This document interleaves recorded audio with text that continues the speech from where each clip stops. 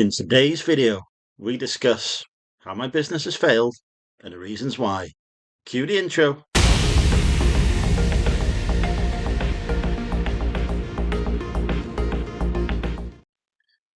Hi folks, welcome to the channel. For those of you new here, my name is Superman. No, not really. My name is Andrew.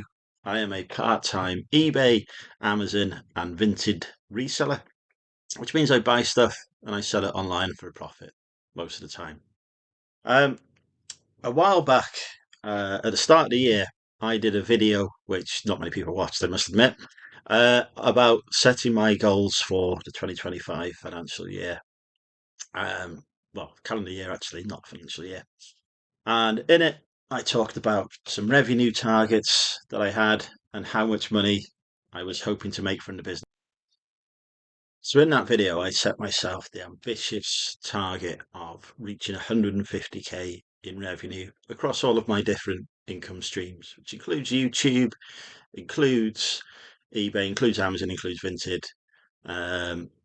Yeah, four sort of main income streams coming into me. And I was going to achieve 150k, which was a little over double what I achieved in the previous year. And I thought it was going to be possible because I'd improved my processes so that I could list more stuff on eBay and Vinted. I had a warehouse space from which I could send stuff to Amazon, and I had everything in one place for the first time in a very long time for my business. So it was all about improving efficiency, being able to list more as a result, and therefore being able to sell more, which would help increase that turnover. However, we are now in March, and I need to review whether that was a sensible plan or not. And at the minute, it's looking like it wasn't a sensible plan. My income is much higher, probably about 40% higher than it was in January, February, and March last year, which is great. So I'm on the right path. But really, to achieve my goal, it actually needs to be 100% higher at this point than it was last year. And I'm not doing it. I'm not achieving it. So I thought, here's an opportunity to explore why that is. What lessons can I learn from that I can take forward into the rest of the year? And ultimately, have I just been too ambitious in what I've set out to do? Let's get into the nitty gritty. Basically, this year I have had two, uh, one semi unexpected event and one big unexpected event. Firstly, back in January, 2 months to the day, I took my van in for its MOT and service. I did a little work to get through its MOT, got through it, passed its MOT, went in for its service, and then when it came out, wouldn't start. And it's been at the garage for 2 months since, unable to start, and they can't figure out why. I'm now going to have to take it to a different mechanics to see if they can sort out what the problem is, because they keep replacing parts, which is sucking my cash flow and not fixing the issue. Now, obviously, not having a van on the road for 2 months has had quite an impact on business because it's meant that I can't go sourcing as much. I have a car, it's an electric vehicle. It doesn't have the kind of range that the van does, but I can still go out and source in it. But I can't bring in as much stock as I would having a van. I'm also not able to go to the car boots to sell stock. One of the aims was to get rid of a lot of the backlog at the car boot as well, so I could free up more room in the warehouse for listed stock. So that has been pushed back, which means that I've not been able to list as much stuff or have as much free space in the warehouse as I wanted to have. And I'm kind of tripping over stuff in there at the minute because I've got too much stuff and not necessarily the means to dispose of it all. I could do a car boot in my car, absolutely. That car can take about a quarter, probably not even a quarter of the stuff that the van can. It's just not worth my time uh, doing that. It's more effective to do it in the van. Um, so that has impacted my productivity, my ability to list stuff. I got the warehouse operational in February to the point where I could start listing stuff, and I was hitting 20 listings a day. In March, the plan was to increase to 25 listings a day. I'm not going to achieve that. because I just haven't got the room to work or the space currently to store the amount of inventory I need to store until I can really make inroads into that stuff. So that, having not as much stock listed as I would like, is definitely hampering turnover, and it's a big chunk, big reason as to why I'm not getting to where I need to be. And then there's the next thing that has happened as well. So number two, I have too much unlisted stock. I did not anticipate how much unlisted stuff I had because it was spread across multiple sites. Now it's only spread across two locations at home, which was not where it was meant to be, but here it is. Actually, that's listed to be fair. Um, at home and at the warehouse. And like we discussed, I can't get rid of the big chunks of that I plan to get rid of at the car boot because a lot of it is not meeting my sort of proper metrics for listing on eBay and Vinted now, and just needs to get rid of as a result. Uh, so yeah, there's just too much, and it's overwhelming how much stuff I've got.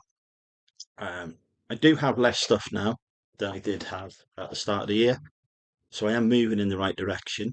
But the pace of that move is not at the level that it needs to be. Um, yeah, uh, it's great having a backlog, but ultimately I have far too much backlog.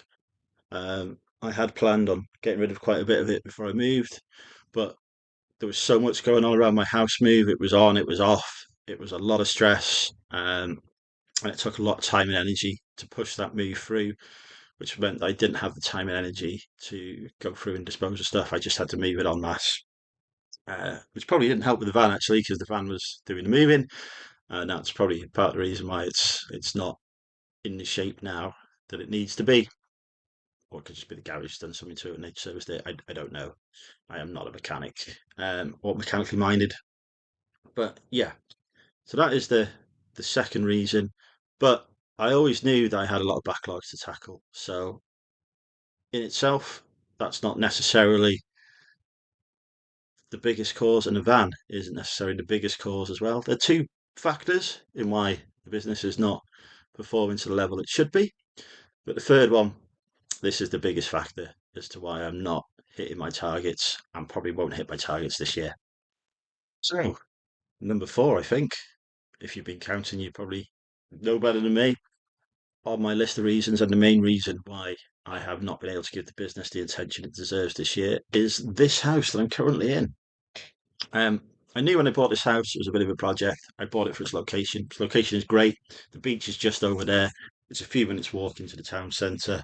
I'm very happy here. But there have been a number of issues that have come up with this house, some of which I knew about, some of which I didn't. Um, there was a need to expand the driveway because I crashed the van into the gates. Um, so that took some time and money to get sorted out. There was putting a bath in the bathroom suite because there was a shower. That took time and money to sort out, and that time is time away from listing and running the business. And actually, I think it was only February when I got that put in. I moved here in November, so there was a lot of work to get it sorted and into a place where that could happen.